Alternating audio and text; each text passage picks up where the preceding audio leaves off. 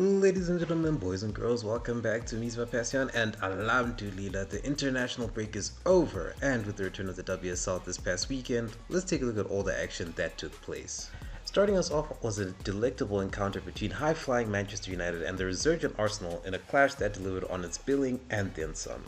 The curtain raiser to the sixth game week was a refreshing palate cleanser to the international break as both sides looked to seize an early advantage to establish themselves in the game. But it was undoubtedly Arsenal who laid down the marker early on and throughout the rest of the game as time and again they found themselves laying siege to the Man United backline who, to their credit, managed to answer the call, albeit with some help from some extremely poor finishing from the visitors, which was a theme of the overall game. Manchester United, meanwhile, did have some good opportunities to attack themselves, but the defensive efforts of Williamson and Volti, for example, made sure to snuff out any real danger to keep the home side at bay. The second half maintained the dynamic of Arsenal being the stronger and more aggressive side, and their peppering of Toulouse Joyce and her backline would finally pay dividends as Alessia Russo would return to haunt her former side yet again to put the Gunners ahead, deservedly so. As the half wore on, Arsenal were doing their best to put the game to rest by finding another goal whilst also maintaining control, whereas Man U were trying to find a way back as evidenced by the introduction of the likes of Jace and Mallard. And speaking of the latter, a big brain moment at a corner would see her find the leveler after managing to outmuscle Leah Faulty to ultimately spare her side any blushes and force Arsenal to share the points, meaning that United's unbeaten start to the season would remain, at least for now. The visitors were undoubtedly downbeat about the result, but they can take heart in their performance in this match, as highlighted by their continued improvement post Edeval, as they completely played Manchester United off the park and will look to produce a similar showing come the following week against top 4 hopefuls Brighton, who we will take a look at next.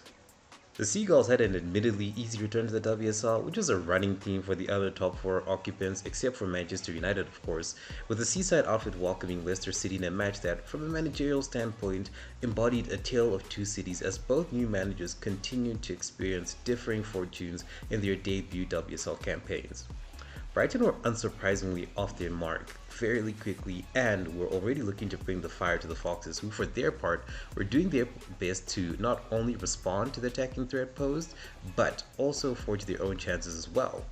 The home team's early threat did not take long to yield dividends as a great attacking play saw Nikita Paris make sure that Carabali's attempt at goal made it into the back of the net to make it 1-0.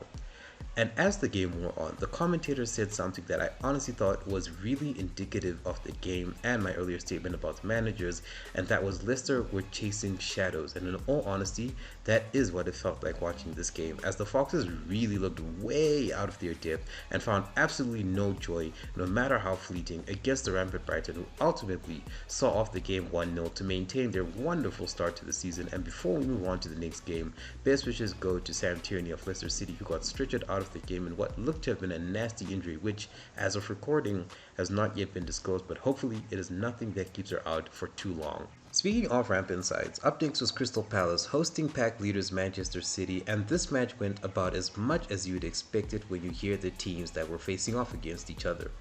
Manchester City were dominating all areas of the game, with the Eagles barely getting a sniff of the ball, let alone the grass of Manchester City's half, and despite being trapped in their own half, Palace were putting up a strong defensive display that was succeeding in keeping the citizens at bay, and that was up until goal sniper Jess Park developed her team into the lead in the dying minutes of the first half to undo all of Palace's hard work, but it was generally a really great goal, and the keeper had no chance of stopping it whatsoever. The story of City's dominance continued in the second half, but Palace would not be bent over so easily, as exemplified by the fantastic point-blank save made by Shea Yanis to stop the citizens from extending their lead. But this proved to be only temporary, as Yanis' moment of magic would not stop the visitors, as moments later, she would be caught off guard by a sneaky shot by Jewel Ward, which rolled into the back of the net. Down, but not out, Palace continued to fight against their strong opposition, but were doomed to not get anything out of the game, even after a sitter attempt that was squandered by Katie Stengel, which ultimately proved to be the best attacking performance of the game for the Eagles before City put things to bed, thanks to none other than Bunny Shaw to continue her team's winning streak in the season so far and to maintain their rank as number 1 in the WSL. A London derby was served up first in the second half of fixtures, with Tottenham going up against West Ham, which was a far more competitive game since Arsenal vs Man United, in my view. Spurs started this game very brightly, and an unfortunately disallowed goal by Beth England really put the hammers on notice that this was not going to be an easy game for them. Or so it seems, as they responded to the host's early salvo with a good corner set piece that was headed home comfortably by Rico Uweki to put the visitors ahead. And like Golem with the one ring, West Ham looked onwards to try and defend their precious lead, such as their defensive solidity as mentioned in past videos, but I think in this case, they would have been far better off at least trying to find another goal for insurance because it's football and anything can happen. And something did happen, with Spurs outwitting the Hammers' defense to leave their goal mouth exposed for England to tap home after the ball kindly fell to her feet early in the second half. It was amazing to see how quickly the game's dynamic shifted as Spurs were, no pun intended, spurred on by their leveler to start looking for the winner, whilst West Ham were swimming against the current and finding themselves being opened up again and again by the Lily Whites, who somehow were failing to finish off their reoccurring golden chances, albeit somewhat due to some great goalkeeping from Shemek.